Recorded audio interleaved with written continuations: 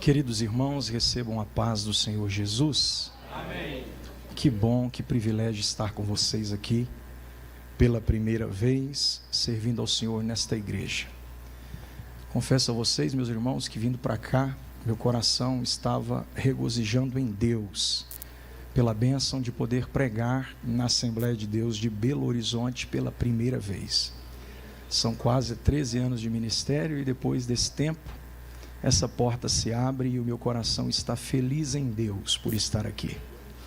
Quero aproveitar a gentileza que vocês já estão de pés. Por favor, abra sua Bíblia. Evangelho de Jesus Cristo segundo João. Vá até o capítulo 13, por favor.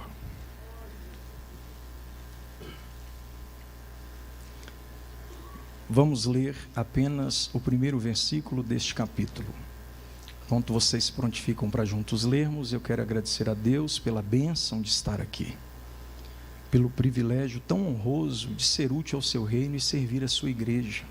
Que bom poder estar entre irmãos. Estou feliz em conhecer o pastor Daniel, que é o anjo a quem Deus confiou o rebanho aqui nesta região.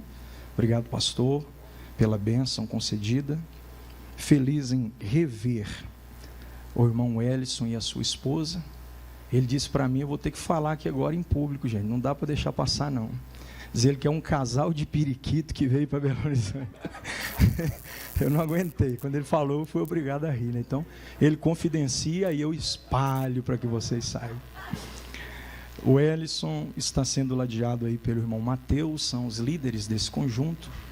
E a vocês jovens que pertencem a esse grupo, meu muito obrigado por estarem me permitindo fazer parte da história de vocês. Amém, queridos? Estou feliz em rever o pastor Fábio Almeida. Tanto tem abençoado o Vale do Aço com as suas ministrações.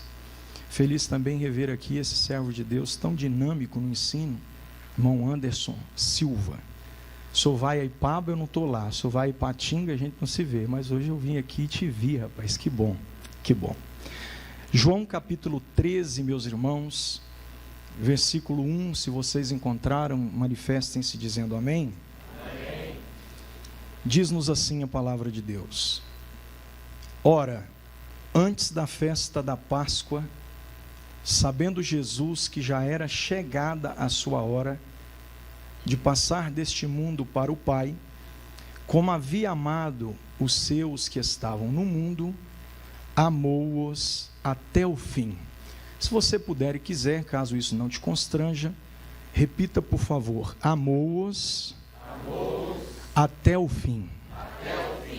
Muito obrigado pela gentileza de estarem de pé, podeis retornar aí aos vossos assentos. Meus irmãos, eu já entro no texto, mas antes disso, eu queria fazer algumas considerações. A primeira delas é que eu disse a vocês que vinha muito feliz. O Ellison disse que teve um contratempo no trânsito. Eu fiquei tomando um cafezinho ali em Confins, no aeroporto, pensando, em tantas coisas que estão acontecendo na minha vida ultimamente. E muito feliz, de repente, eu recebo uma ligação de um moço. Hoje eu sou filho único. Eu tive um irmão, mas o perdi aos 18 anos de idade. E esse moço tem sido aquele amigo-irmão, sabe como é que é, né? E ele me liga dizendo que o pai está entubado e aquilo me abateu um pouco. E que o médico disse que hoje o paciente mais grave do hospital é o pai dele. Aí ele já ligou chorando e aí haja coração para aguentar, né? Eu orei ao Senhor nessa tarde, depois de tudo isso que aconteceu, porque eu confesso a vocês aqui, publicamente, que eu sou altamente dependente de Deus para pregar. Sem a graça dele eu não dou conta de pregar. Então eu fui buscar ao Senhor em oração, para Ele direcionar um texto, iluminar um texto ao meu coração para falar a vocês. É muito comum para nós pregadores, levarmos uma sacolinha de mensagem junto da bagagem, e a gente prega ali, prega lá, prega acolá, é assim ou não é? Os pregadores aí. Porque não dá conta de receber texto novo, iluminação nova todo dia. Mas hoje, com essa situação toda aí, eu me vi muito quebrantado na presença de Deus, e eu pedi ao Senhor que falasse. E quantos creem que Deus fala aqui? e Deus iluminou essa passagem bíblica ao meu coração. Eu amarrando o sapato para vir para cá, o Espírito de Deus comunicou ao meu coração, sinalizou ao meu coração. Eu vou pregar para vocês aqui agora o que Deus já pregou para mim. Vai ficar fácil porque segue em caráter testemunhal. Deus já falou comigo o que eu vou falar com vocês agora. Eu quero falar sobre 4 personagens, só 4, dos 12 que estão inseridos nesta história. O colégio apostólico é a direção que o texto nos dá para aqueles que Jesus os amou. São 12 pessoas que estão inseridas nesse último culto ou última ceia, como vocês preferirem. Jesus está em uma reunião de porta fechada, são 13 pessoas presentes. O orador, Jesus, o Messias. E o público são os discípulos ou o colégio apostólico. Este último culto é regrado por muitas emoções, entre as quais eu queria destacar 4 delas pelo perfil desses 4 personagens que ao longo da mensagem eu pretendo mostrar a vocês, em especial mostrar dentro desta ideia textual também a proposta temática que vocês estão utilizando, que é justamente sobre convicção, isto é, convictos. Eu vou mostrar para vocês que entre esses personagens tem um indivíduo que tem muita convicção do que quer. Em contraproposta, existem outros 3 com falsa convicção, com equivocada convicção e com falta de convicção. Então, partindo pelo ponto de vista de que tem gente com convicção, sem convicção, com falsa convicção e com equivocada convicção. Está tudo aqui dentro desse texto. Eu queria até falar sobre Daniel, e não sendo redundante, novamente, a temática, eu pensei que, por se tratar de um texto por demais pregado, eu pedi a Deus, Senhor, se o Senhor quer que eu fale em Daniel, eu falarei. Mas fala algo novo no meu coração, porque seria muito assim, meio que familiar demais falar daquilo que a gente já está atualizado. E aí eu pensei também em falar em João 6, sobre a multiplicação e as multidões presentes naquele, ou 4 níveis de personagens presentes naquela multidão. Mas por fim eu estou convicto, e isso é muito bom, porque foi justamente isso que Deus ministrou no meu coração. Convicção sobre o que eu deveria falar. Então preste muita atenção, porque a partir de agora, de forma muito simples, tá ok? Sem enfeitar o pavão, de forma muito simples, mas com nutrientes espirituais para sanar a nossa deficiência desnutritiva dos dias atuais. Eu tenho uma palavra de Deus que vai meio que dar uma pintadinha de sal aí, para você degustar melhor o que Deus tem para você alimentar aqui esta noite. Como eu disse a vocês, este é o último culto, a última reunião. Jesus faz questão que isso seja separado do público. E é bom lembrar a vocês que Jesus sempre estava acompanhado por não pequena, isto é, quando o texto diz não pequena, é o paradoxo, está dizendo que é numerosa, é extremamente grande a multidão que acompanhava Jesus. Mas mesmo sendo uma grande multidão que sempre o seguiu para esta reunião em especial, ele faz com que grande parte dos que estavam presentes enquanto ele caminhava em seu ministério, ficassem do lado de fora desta reunião, e somente 12 adentrassem. Quando nós vemos 5.000 homens, fora mulheres e crianças acompanhando a Jesus, a gente tem uma ideia aí, jogando bem embaixo, na pior das possibilidades, cerca de 10.000 pessoas caminhando atrás dele. A mulher do fluxo de sangue exemplifica com muita propriedade que realmente era difícil até se aproximar pelo quantitativo de pessoas que estavam próximos dele. Mas para essa reunião, diferente do que está acontecendo costumeiramente, nem para os 70 que foram enviados, ele dá o privilégio de participarem. Vão participar dessa reunião somente pessoas selecionadas a dedo. E você há de convir comigo que para essa reunião, onde só 12 pessoas vão participar, havia um alto nível de intimidade. E como culto é de intimidade, e a mesa que está posta é a mesa da comunhão, nós de imediato imaginamos que todo mundo que está dentro desse culto de intimidade participando desta mesa de comunhão, está de fato vivendo um alto nível de espiritualidade. O detalhe é que, contraprova isso, o texto vai detalhando que, mesmo muito embora aparentemente eles estejam desfrutando de um nível de intimidade muito grande, na verdade eles estavam apenas na superfície da fé. Vejam vocês, Jesus pega uma bacia, prega uma mensagem, faz com que todos se assentem, propõe lavar os pés de todos eles. O exemplo de humildade dado a todos é refutado por Pedro, que de imediato se opõe a permitir. A Bíblia diz que pela oposição de Pedro, Jesus se vê na obrigação de corrigi-lo. Como Pedro se manifesta em primeiro ponto, como alguém que não se vê digno de permitir que Jesus lave os seus pés, Jesus não deveria repreendê-lo, porque a primeiro ponto, a primeira impressão que o texto nos passa é que ele está fazendo a coisa certa, sim ou não? Pois a Bíblia diz que o servo não pode ser maior do que o seu senhor. Em outras palavras, Pedro está dizendo para Jesus: servo sou eu, o senhor é o meu senhor.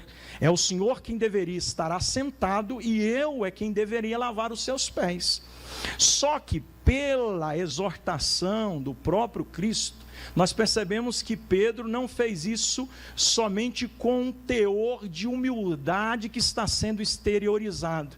Ele faz isso como alguém que vai se destacar entre os demais, se tornando um único diferente no meio dos iguais.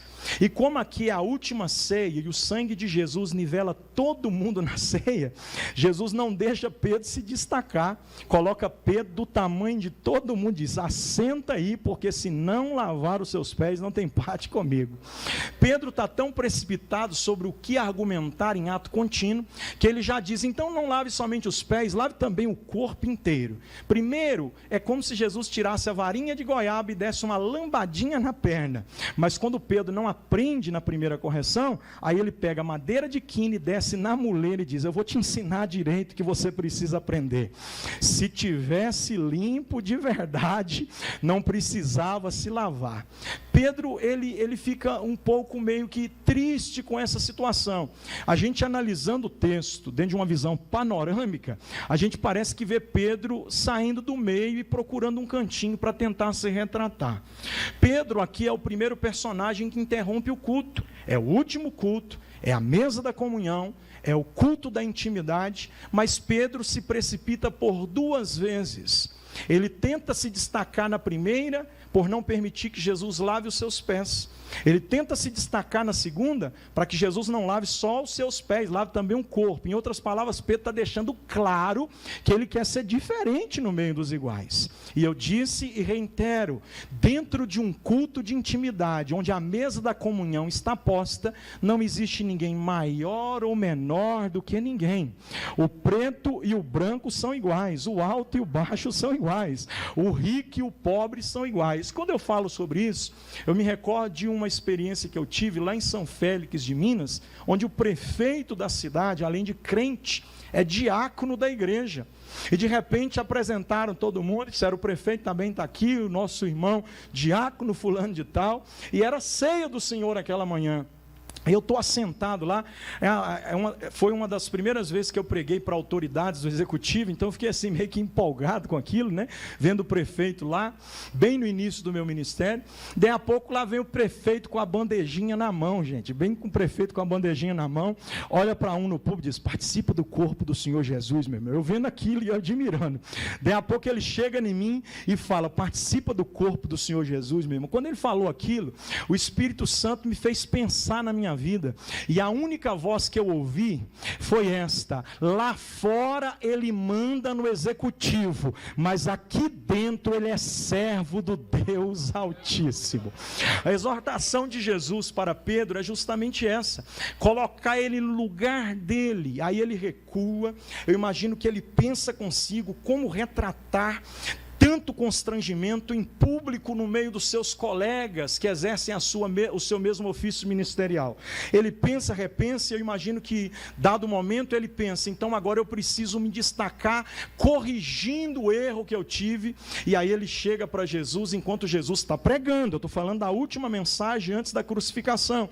Jesus está pregando, e no meio da mensagem ele diz, ferirão o pastor, está no texto, e quando ele diz, ferirão o pastor, e as ovelhas se dispersarão, é a deixa que Pedro precisava. Aí ele se levanta, interrompe o culto de novo, olha para Jesus e disse, todo mundo menos eu, tá? Vão ferir o pastor e as ovelhas se dispersarão, todos se dispersarão, mas eu não. E aí ele propõe com equivocada convicção que o amor dele é para sempre. Ele diz, eu vou te seguir eternamente. O meu amor não é um amor assim, meio que levado à paixão, que termina, segundo os cientistas desse tempo, com aproximadamente 3 anos e meio. O meu amor é para sempre, eu vou contigo até o fim. Todo mundo te larga, mas eu vou agarrado com o Senhor. O Senhor acabou de bater em mim, mas eu já perdoei, já estou com o coração limpo. O Senhor é o meu pastor e nada me faltará, estou contigo até o fim. Quando ele diz isso, eu imagino Jesus, é claro que não tinha um relógio de pulso naquela época, né? Mas imagine Jesus olhando para o relógio dele e dizendo, Pedro, no seu relógio, tu conseguiu ver toda a eternidade, olhou tanto para o futuro que esqueceu de viver o agora. Só que no meu, que não é como o teu, que é o Cromos, pois o meu é o Kairos, eu dei uma olhadinha no daqui a pouco, eu sinto muito dizer que nem passa de hoje, vai ser daqui a pouco que tu vai me negar e vai ser 3 vezes. Agora imagine o semblante de Pedro caindo mesmo, e ele se arrebentando internamente. Poxa vida, eu digo que eu vou com ele até o fim, e ele diz que só pode que não gosta de mim. Uma hora ele diz que eu estou cheio de demônio, depois que eu disse que ele é o Cristo. Outra hora ele disse que o diabo veio aqui e disse que queria se andar com a minha vida como trigo. E agora ele está quase que me impondo para fora desse culto, eu não estou aguentando mais tanta pancada. Eu imagino Pedro indo lá para a última cadeira e assentando lá e ficando caladinho. Pedro vai me ensinar algumas lições, e de forma bem ligeira eu falo a vocês quais são. A primeira lição que Pedro me ensina é que a sua preocupação com o futuro o desconecta do ambiente de intimidade e o impossibilita de desfrutar da mesa da comunhão, porque a sua visão, a sua perspectiva não está presa ao momento em que ele está vivendo. Ele está pensando com um olhar muito futurista, que segundo a ciência desse tempo, que são os psicanalistas que estão apontando para esse tão grande problema social, que é a ansiedade, Pedro também é ansioso com o que vem depois. Enquanto ele pensa no que vem depois, ele se esquece de aproveitar o agora. E quem estava na frente dele é o Deus Emanuel, é o Deus conosco, e ele não viu isso. É a mesa da comunhão, é o culto da intimidade, mas Pedro está na superficialidade espiritual. Pedro me ensina, com a sua equivocada convicção, que era de amor eterno, que ele ia deixar de amar com tanta intensidade, e não ia ser nem amanhã não, ia ser hoje mesmo, e ia ser daqui a pouco. Então olha para mim aqui, jovens, sonho e paz, igreja do Senhor que está aqui presente, ministério que se reúne comigo aqui no altar. A gente precisa aprender com os erros de Pedro, a não cometermos o equívoco de pensarmos demais no que está por vir e deixarmos de viver o agora. Eu sei que tem gente aqui dentro essa noite comigo, como o pastor Fábio me mencionou aqui agora, ele está vivendo o culto agora, mas ele disse, não repara que depois do culto eu já tenho um compromisso, mas ele está ligado no culto, eu estou vendo que ele está ligado no culto. Tem alguma coisa que vai acontecer depois, mas não está atrapalhando o que ele está vivendo agora. Enquanto a gente pensa muito se vamos conseguir ou não aquisição daquele bem, porque o nosso subconsciente é dominado pelo poder possessivo de ter, adquirir, conquistar, possuir. A gente vem para um culto como esse, e o irmão cantou, e eu vi que o clima do culto até mudou, quando ele disse que ele não veio aqui pedir mais um milagre, ele veio aqui buscar renovo, isto é, o culto culto está acontecendo e a pregação cantada já foi ministrada ao meu coração. O que vai acontecer depois não me importa, meus irmãos. É por isso que a briga teológica entre os calvinistas e os arminianistas não cessam. Eles estão preocupados com o arrebatamento da igreja, cada um tem sua tese escatológica, e uns são pré, outros são pós, e agora tem uma terceira linha que são os meso, e aí estão brigando se vai ser antes, durante ou depois da grande tribulação, o arrebatamento da igreja. E a pergunta que eu mais recebo por onde tenho passado pregando é: qual é a minha posição teológica quanto a isso? E eu digo a eles: está pronto para quando acontecer, porque o importante não é se vai ser antes, durante ou depois, é se eu estarei preparado para subir quando acontecer. Eu quero convidar você a não errar como Pedro e conectar-se no agora, porque o culto está acontecendo e Jesus está aqui. O que vai acontecer depois é consequência. Tá? O Deus que domina os tempos e as estações, Ele sabe o que vai acontecer depois. Em Atos 1, na introdução bem expressada por Lucas, nos primeiros versículos até o verso 8, você vai perceber que há um diálogo. Jesus diz: estou indo, e os discípulos dizem: mas quando é que será o tempo que o Senhor vai restaurar o templo? Jesus olha para eles e diz: a vós não é dado saber das estações nem dos tempos que o Pai estabeleceu pelo seu próprio poder. Gente, deixe que o dia de amanhã cuide de si mesmo, disse Jesus. O que vai acontecer amanhã? Olha, gente, eu saí de casa cheio de alegria, cheio de paz, cheio de felicidade, mas o meu telefone tocou dizendo que o pai do meu amigo bateu de frente, moto com moto, e está entubado na UTI, e só Deus sabe se amanhã a gente vai acordar e ele ainda vai estar vivo, ou se a notícia é que ele já morreu, porque o amanhã é muito incerto.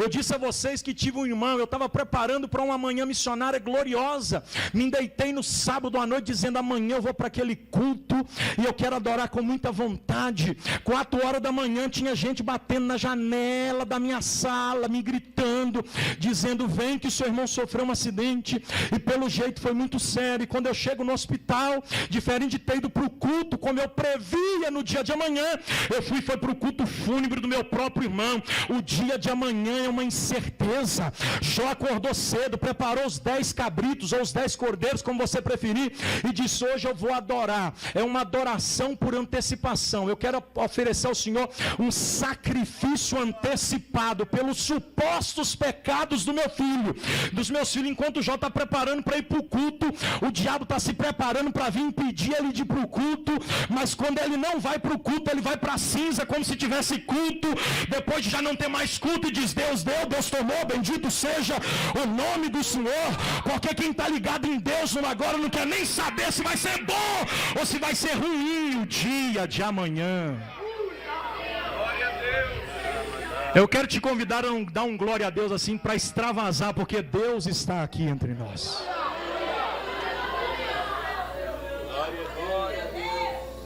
Pedro está com a convicção equivocada. Deixa eu caminhar com vocês para não extrapolar o horário que me foi proposto aqui. Além de Pedro, tem um segundo personagem, e eu quero destacá-lo aqui agora. Judas Iscariotes também está presente. Eu poderia falar dos 12 apóstolos, mas eu vou falar dos 4, porque eles são os que mais aparentemente se identificam a ideia temática que vocês escolheram para esse evento. Judas está lá. Enquanto Judas está, Pedro está lá no canto, sim ou não? Vamos pensar aqui, gente, entra comigo na história. Imagine a mesa, Pedro sentado no canto.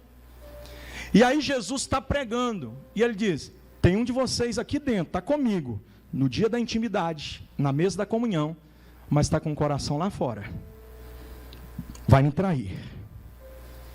Pedro não teve coragem de se precipitar pela 4ª vez, ele já tinha se precipitado 3 vezes. Esse negócio de 3 é uma característica pessoal do perfil de Pedro, sabia, gente? Ele caiu na pegadinha dos 3, tudo que envolve a vida dele está ligado a 3, e aí a gente pega a visão da doutrina tridimensional e vê que Pedro quase que elaborou isso. Porque uma hora ele nega 3 vezes, outra hora ele diz que ama 3 vezes, lá na frente em Atos 10 ele diz que não vai comer os animais que são quadrúpedes, répteis, que ele considera imundo por 3 vezes. Né?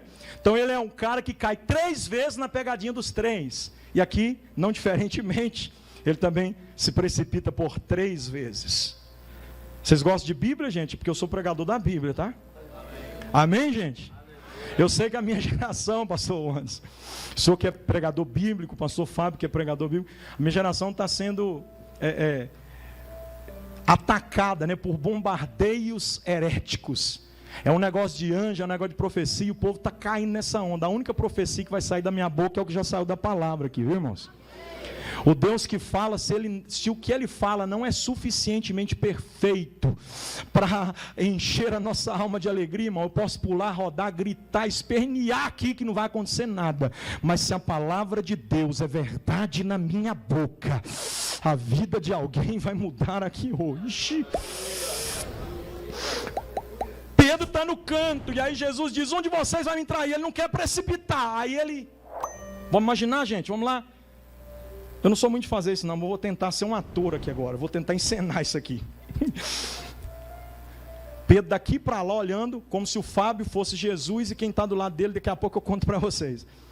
Aí ele olha e diz, psst, quem é? Estou com medo de falar, e eu, mais uma na muleira, quem é? Aí aquele que está ao lado de Jesus pergunta. E lá na frente a gente entende por quê. Aí Jesus assim, olha o que Jesus diz. O que pôr a mão comigo no prato, cada tradução diz uma coisa, e Lucas é mais detalhista. Então, tem traduções que vão dizer que Jesus até compartilhou, isto é, colocou, né? A gente imagina Jesus dizendo, come aí um pedacinho. Mas a ideia central é esta mesmo. Um prato de alimento e Judas põe na mão lá dentro. Vamos imaginar assim, pode ser? Vamos esquecer esse negócio do que é original, do que não é original. Vamos imaginar na simplicidade do evangelho. Judas chega e mete a mão lá dentro do prato assim, ó. Aí Pedro, eu achei que era eu de novo. Aí Jesus olha para Judas e diz assim, fazes logo o que tens de fazer. Como Deus falou comigo essa tarde, irmãos. Diz a Bíblia que o diabo encheu o coração de Judas. Não sou eu que estou falando não. Leia o versículo 70 do capítulo 6 da visão joanina, e você vai ver que o próprio Cristo diz, não são 12 que estão aqui? Pedro diz, aí ele diz, mas tem um no meio de nós que é um demônio. O diabo encheu o coração de Judas. Judas está no culto da intimidade, participando da mesa da comunhão, e a intimidade parece ser tão grande, irmão, que ele põe a mão no prato. Eu vou dizer para vocês uma coisa de nós mineiros lá do interior. Não tem esse negócio de um pegar a carne do prato do outro não, que esse negócio dava briga séria, que quase gerava morte, tinha que chamar a polícia para resolver isso. Família que tem muito filho, igual meu pai teve 10 irmãos, a minha mãe teve 9.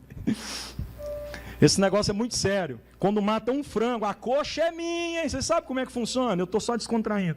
Mas vamos imaginar que eu comendo, o pastor Anderson chega e diz, eu gostei mais do teu bife do que o do meu. Tá para cá. Pastor, eu nem te conheço, estou te conhecendo agora. Imagina a gente jantando daqui a pouco juntos, o senhor com um pratão de comida servida, eu vou lá e digo, você quer saber de uma coisa, pastor? Isso aqui não é para o senhor não, isso aqui é para mim. Minimamente o senhor vai achar, esse cara é muito para frente, ué. Minimamente o senhor vai achar isso, por quê? Porque para mim compartilhar do mesmo alimento do teu prato, embora fosse cultura judaica essa ação, exige no mínimo um pouquinho de intimidade, sim ou não? Agora, se eu te conheço, não estou nem aí para você se você vai gostar ou não. Se eu quiser comer o teu pedaço de carne, você tem que dar para mim. É assim ou não é? Então a gente imagina por essa ideia Jesus dizendo o seguinte, tem muita intimidade comigo, tanto é que ele era o mais intelectual do grupo. Ele é o único galileu pertencente ao grupo apostólico. Ele é um homem que nasceu para brilhar, porque o seu nome é um vocábulo no plural de Judá. E Judá é louvar, e Judas é louvado em sua etimologia. Quer dizer que nasceu para ser louvado e acabou sendo sentenciado como um homem de fracasso. Alguém aqui conhece o filho de alguém que chama Judas? Por que é que esse homem se arrebenta tanto? Jesus diz para ele, fazes logo o que tendes de... Sabe por que Jesus está dizendo isso para ele? Sabe não? Porque ele tem falsa convicção. Ele não queria Jesus como o rei dos reis, ele queria Jesus como o rei dos judeus, para se chocar, se opor ao governo de Roma, porque Judas pertencia, segundo a história, a uma seita chamada Zelotes, que era a única que se opunha ao governo de Roma. Então Judas nunca viu em Jesus um rei espiritual, ele viu um rei para sentar na cadeira de Davi. Então o primeiro erro de Judas é político, ele quer fazer de Jesus um governo, monarca sobre Israel. Só que o que ele não sabia é que Jesus já pertencia a um partido que não político, mas teocrático, estabelecido pelo próprio céu, fazia tempo. E o próprio João disse isso.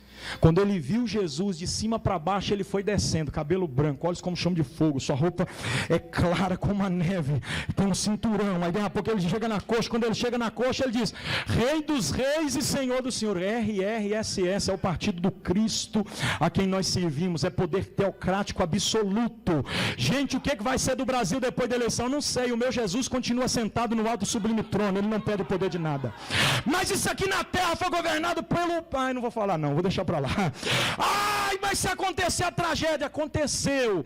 Quando Isaías viu a tragédia acontecer do seu primo Uzias ter morrido, ele ficou pensando consigo, quem que vai se assentar na cadeira agora? Quem que vai se assentar na cadeira agora? Quem que vai se assentar na cadeira agora? O céu rasga, uma voz ecoa, quando ele olha para cima, Jesus, o Deus trino na pessoa do Pai, se você entende, pega isso, assentado no alto e sublime trono.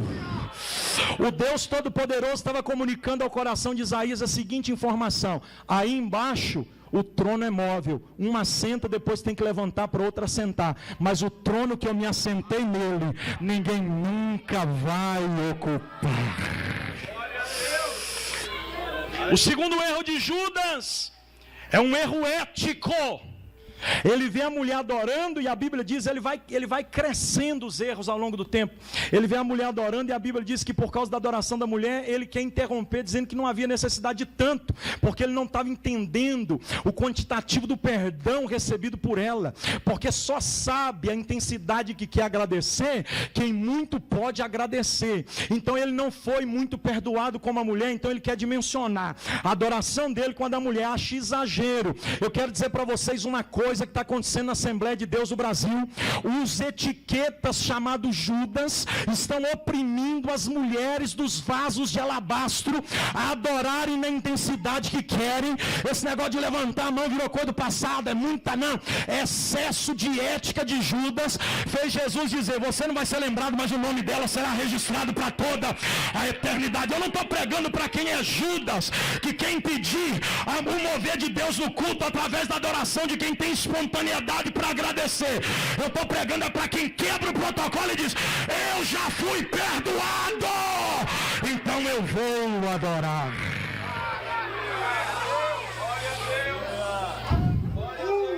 O terceiro erro dele é moral. Diz a Bíblia que ele punha no bolso dele um bocado que da bolsa ele tirava.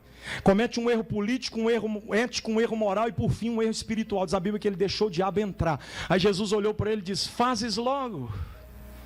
Como se estivesse dizendo, já que a tua cabeça está no ontem, vai resolver o teu agora por causa do ontem que ficou mal resolvido. Tem alguém aí, gente? Vocês estão aí ainda? Vai apertar um pouquinho. Judas tinha vendido Jesus por 30 moedas de prata. E aqui ele está pensando, como é que eu resolvo? Como é que eu dou conta? Como é que eu acho? Como é que eu faço? O culto está acontecendo, mas o que aconteceu ontem não deixa o Judas participar do culto do agora. E porque está preso demais no ontem, ele se desconecta do agora, porque o subconsciente está sendo acusado. Eu vendi Jesus, estou aqui, mas o meu coração já não está aqui. Eu vendi Jesus. Jesus chama ele e diz, já que seu coração está lá fora, vai com o corpo também, fazes logo o que tens de fazer. Eu vou falar porque alguém precisa ouvir, porque Deus não fala com ausente, Deus fala com presente. Tem alguém nesse culto aqui esta noite que está preso no que já aconteceu ontem, e eu sinto muito te dizer que o que Deus tem para fazer daqui para frente, o que ficou no passado não deve mais ser recordado. É por isso que Paulo diz, eu não consigo fazer muita coisa não, mas pelo menos uma eu faço. O que, Paulo? Eu deixo para trás o que precisa ficar e caminho para frente para onde eu preciso ir. Eu queria dizer para alguém aqui essa noite, não saia daqui como Judas, preso ao teu passado. Aproveite o teu agora, aproveite esse momento, reage age para acertar os ponteiros do teu relógio existencial.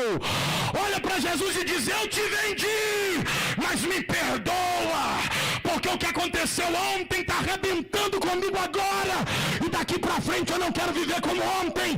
Eu quero viver na tua presença, cheio da tua graça, do teu poder, do teu amor.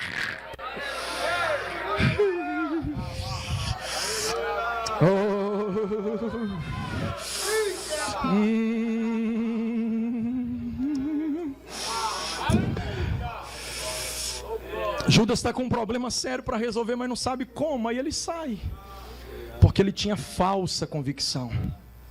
Ele tinha convicção que Jesus seria político, não foi. Ele tinha convicção que a mulher estava errada na adoração, não estava. Ele tinha convicção que aquilo era muito dinheiro para ser gasto com outras coisas, com pobres, viúvas, órfãos e necessitados. Então ele fazia caixa 2. Ele tinha convicção que era de Deus, mas na verdade seu coração já era do diabo. Cuidado com a falsa convicção. Terceiro personagem é o caminho para concluir. O terceiro personagem que se destaca nesse texto é Tomé. Diferente de Pedro, que tem equivocada convicção, diferente de Judas, que tem falsa convicção, o irmão Tomé não tem convicção. Sabe aquele tipo de gente que participa do culto, mas para ele tanto faz se a água está descendo ou subindo em cima da ponte? A expressão desses dias, vou trazer dentro do vocábulo mais popular, seria contingente. É alguém que tanto faz. Você conhece gente assim, meu irmão? Hã? Só que uma hora o tanto faz a gente questionar como faremos diante de tudo que já se fez. Aí ele olha para Jesus. Eu estou falando para vocês sobre o que aconteceu no capítulo 13. Eu vou pular o capítulo para mim ganhar tempo aqui, porque senão eu vou extrapolar. Quando a gente entra no capítulo 14, Tomé está no diálogo, né? Só que é o seguinte, a resposta de Jesus dada para Tomé, porque a pergunta é nos últimos versículos do capítulo 13. Estão pulando a pergunta, porque Jesus está dizendo: eu estou indo para o Pai. Não é assim que Jesus está falando? É ou não é, gente? Filipe está com o coração perturbado, e aí ele perturba o coração dos demais, porque é assim, pastor. Crente cheio do Espírito Santo contagia os crentes que estão vazios para serem cheios também. Mas crente perturbado perturba a mente dos outros para eles se perturbarem também. Tem culto de todo jeito. Se esse culto aqui depender só de alguém que está do teu lado, talvez você nem tinha lacrimejado os olhos.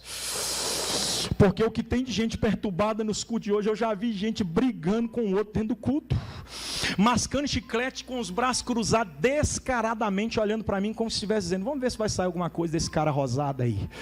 Aí fica mascando chiclete lá assim, ó, como se eu tivesse vindo para dar culto para ele, gente. Culto não é o pregador que dá para a igreja, culto é a igreja que dá para Deus. Nunca existiu culto ruim, o que sempre existiu foi crente ruim para cultuar. Aquele contingente está lá. Aí de repente Jesus vai responder a turbação do coração de Filipe, que está perturbando os demais. No capítulo 14 ele começa assim: não se turbe o vosso coração, credes em Deus, crede também em mim. Na casa de meu pai há muitas moradas. Se não fosse assim, eu não teria dito que vou vos preparar lugar.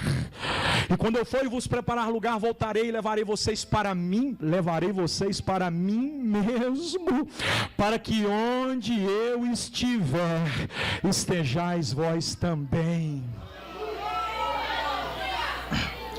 Tomé estava no culto desde o início, sim ou não? O culto está quase acabando, gente. A bênção apostólica está quase sendo empretada. E Tomé acorda no último momento do culto e diz assim: peraí, Jesus. Pedro interrompeu, Judas também, mas eu achava que não ia interromper, mas eu preciso interromper. Só um minutinho, daqui a pouco o senhor continua pregando. Para onde é que a gente vai se o senhor até agora não falou nem qual é o caminho? Ele está com um caminho na cara dele, Fábio. E está perguntando para o caminho, onde é o caminho? Que cara sem convicção, gente. O que tem de gente dentro da igreja dizendo que é crente, tem cara de crente, cumprimento como crente, tem credencial de crente, carteirinha de crente, participa dos cultos como crente, levanta a mão como crente, de vez em quando dá até um glória a Deus, muito difícil, mas de vez em quando dá até um glória a Deus como crente, mas até hoje nem sabe quem é Jesus. E o culto está acontecendo, tem gente de todo jeito nesse culto. Aí Jesus, para esclarecer qualquer dúvida desse homem sem convicção nenhuma, Jesus olha para ele e diz assim: Está olhando para ele. Eu sou. Versículo 6 do capítulo 14. O caminho, não somente o caminho, a verdade, não somente a verdade e a vida. Aí o que mais me encanta é isso aqui, para ele provar que ele diz: e ninguém vem até o Pai. Ele não está dizendo para Tomé: vocês terão que ir sozinhos. Ele está dizendo para Tomé: eu é quem estou conduzindo vocês. Eu é que sou a ponte que religou, o caminho que se abriu. Eu sou o segundo Adão. Vocês venham comigo. Por mim.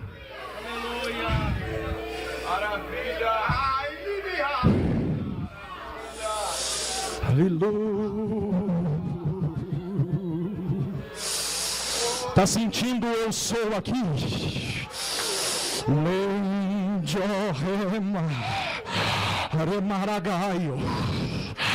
Passe por esse caminho, meu irmão.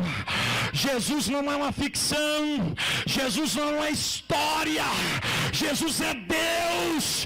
O Espírito Santo não é uma pessoa que vaga, o Espírito Santo é um Deus que habita. Deus Pai não é um pai como teu pai, Ele é o Pai da eternidade, é o Pai de toda a criação.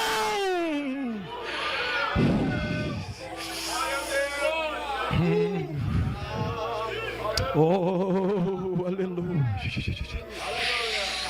Oh, aleluia. Oh, aleluia. Vamos caminhar para a conclusão. O último personagem desse texto. Oh, bendito seja o nome de Jesus. Enquanto tem um que tem equivocada convicção, um que tem falsa convicção e um que nem convicção tem também um que tem convicção.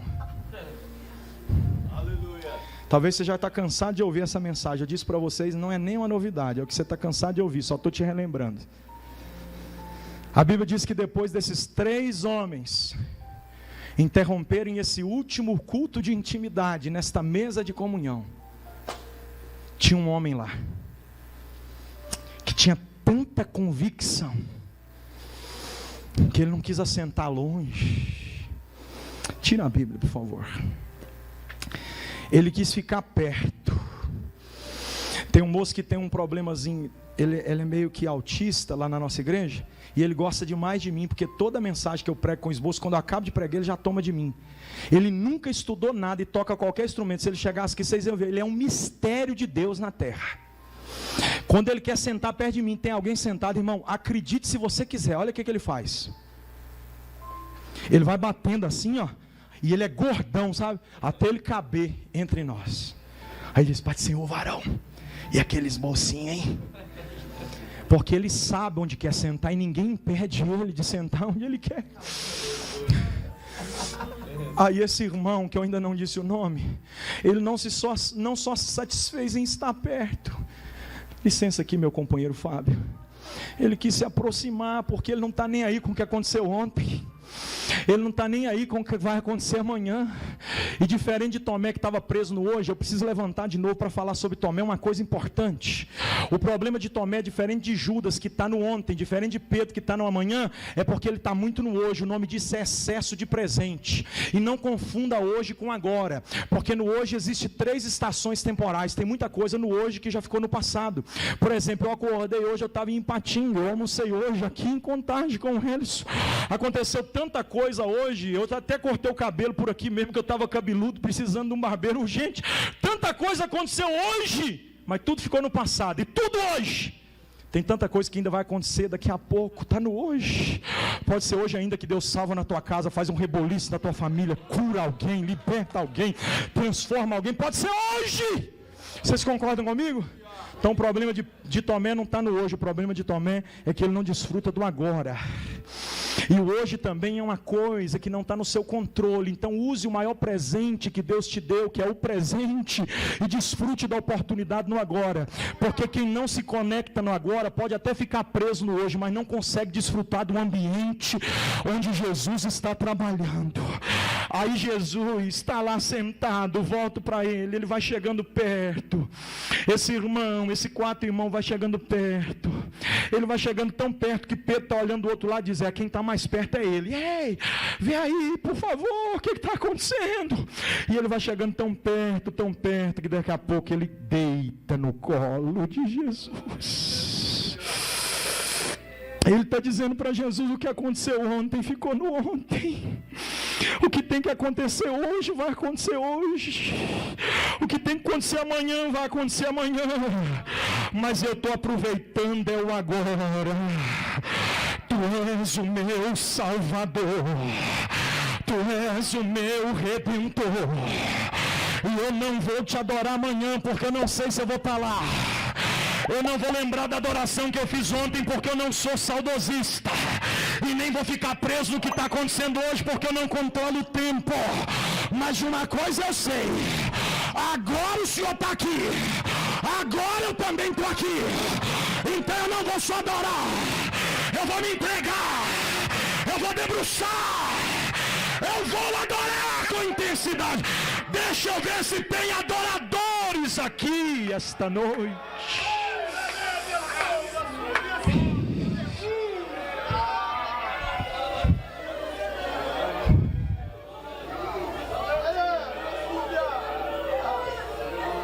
Oh.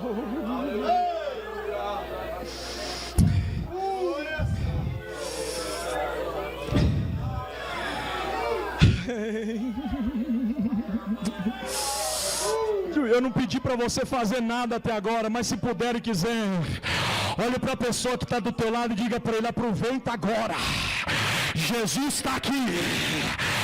Entra na presença dele, adorando, glorificando, exaltando. Aproveita.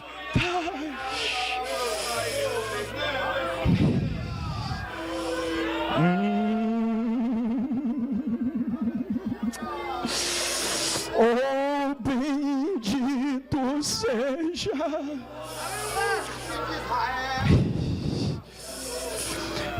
Enquanto eu orava no hotel, o Espírito Santo ministrou isso no meu coração. Sabe por quê? Os nossos cultos têm sido mecanizados. Eu falo a começar de mim. Quantas foram as vezes que eu cheguei para pregar, naquela correria, naquele atropelo contra o tempo, e mal coloquei o joelho no chão para dizer: Jesus, abençoa o teu povo e fala com a tua igreja. Peguei meu esboçado, está até aqui, ó, que tem umas 200 mensagens prontas. Abri nenhuma lá e diz: ó Espírito Santo, me ajuda.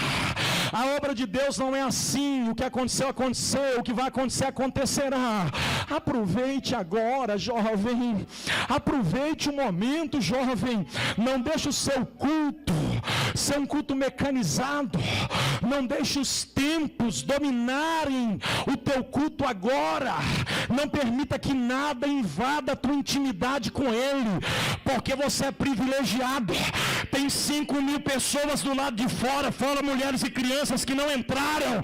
Tem 70 que foram enviados que não entraram. Se você entrou para esse culto, é sinal de que Jesus quis que você estivesse nele. Não saia daqui como Judas, saia daqui como João, pelo amor de Deus. O culto acabou, pastor. Como agora também eu já encerro a minha oportunidade. Procure Pedro, você vai ver negando. Procure Judas, você vai ver traindo. Procure Tomé, que ele vai dizer: eu só acredito se eu ver o furo na mão dele. Agora procure João, por favor. Procure João. De um lado tem uma Maria, do outro tem outra Maria.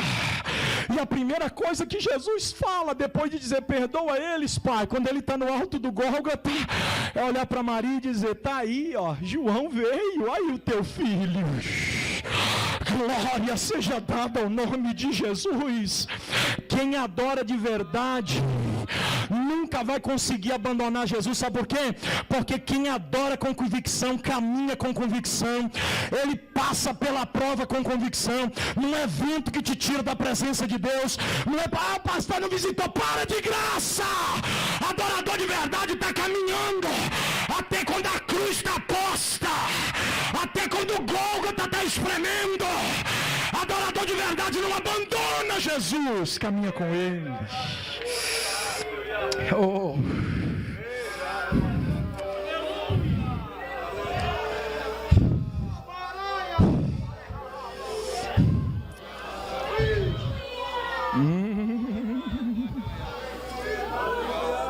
Eu imagino Jesus olhando para João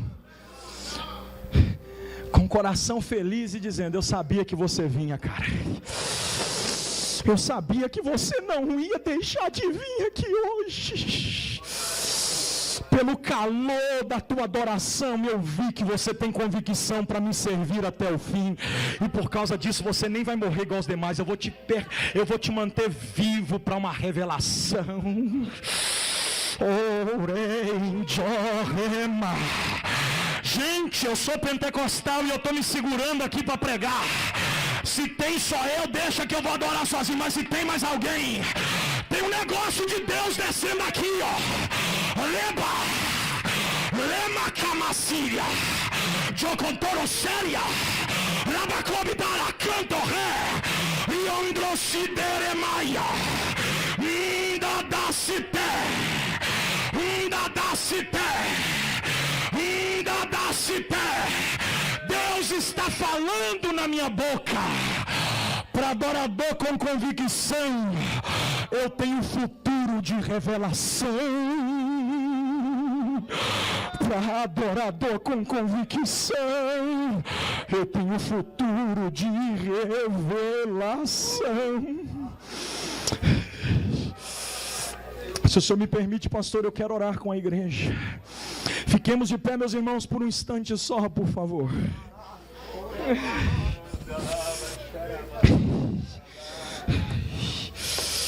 Glória a Deus.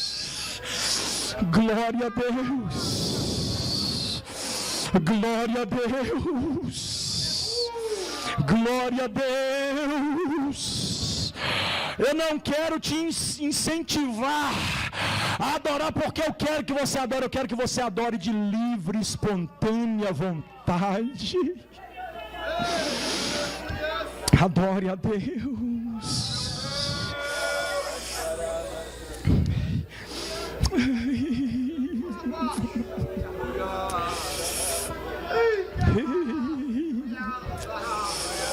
Pastor Fábio, meu amigo, para todo adorador com convicção, Deus tem futuro de revelação.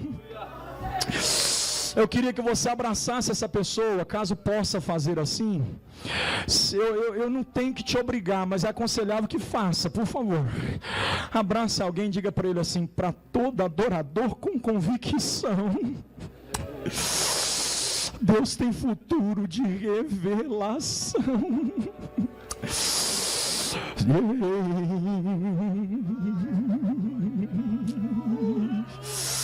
Meu Deus do céu.